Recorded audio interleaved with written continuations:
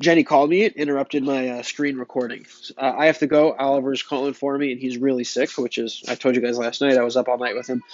I'm coming, baby boy. So just to finish my thought, with the Stoke turning bullish like this, I'm not worried about the 4-hour model because clearly, even though it's overbought, we're still continuing up. So I'm ignoring that, and instead I'm focusing on the higher time frame, which is the daily. Now, there's also 2 hours and 12 minutes left on the daily candle. They're closing at the same time. This is the last 4-hour candle on this daily. So in 2 hours, we'll know if we get this confirmation. Look how bullish the Stoke looks on the daily with this bullish reversal, right? You look right here, see how it just crossed over? It's turning back up. That's an extremely, extremely bullish sign. So I'm thinking I can probably call with a relatively high level of certainty the end to this correction. And back at the start, when we first dumped here, I said it's 50-50. We could keep dumping further, and this could be the start of the longer-term extended correction, or we could still have another push to get to all-time highs, because I really thought we were going to make it to all-time highs before we get into that long-term correction. That long-term extended correction is going to happen. Just like the end of 2017, we pumped like crazy and then corrected in 2018, we are going to see the same thing. It's just timing it is virtually impossible. Again, because if I talk about, oh, well, within the next couple candles, well, that's a couple months, right? So you can't even really get into it with any specificity.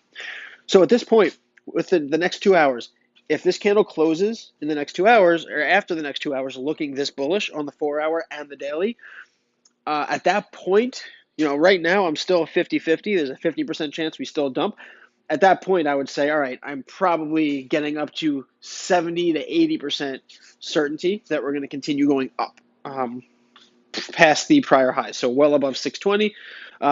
We could touch the weekly cloud. So originally, my model, and when I called this bottom here, very specifically, my target was the top of the cloud. I said if we can really get going off of this bottom bounce, we can run all the way up, get rejected from the top of the cloud. If we break through the top of the cloud, Ethereum goes back to $1,000 like it was in 2017.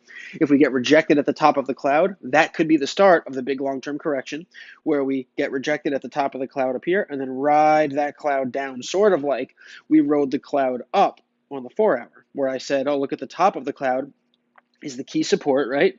So you hit the top of the cloud very precisely here. We bounced. A few candles dipped down a little bit, but primarily the top of the cloud was overall a strong trend line on the way up as a support. Same thing on the weekly. If the weekly model gets rejected at the top of the cloud up here, that trend line down could be the big long-term correction starting. And again, that could be a couple weeks away still. Can't really get into timing because we don't know. A couple candles is a couple weeks or a couple months. But just a few things you want to watch for. So in the shorter term, I'm really, Ollie's really sick, and I can't leave for too long, so I won't be able to do a live stream until he goes to bed. And even then, if he's up every 5 minutes, it may be difficult. But I really like to go over the stuff in more detail. As soon as I'm able to, I'm going to want to make some short-term trades. I might get into Ethereum right now, actually. Probably not. I think I might stick to some of the altcoins and avoid the majors for the time being. But as soon as I have a few minutes, I'll take a look. I'll let you guys know what I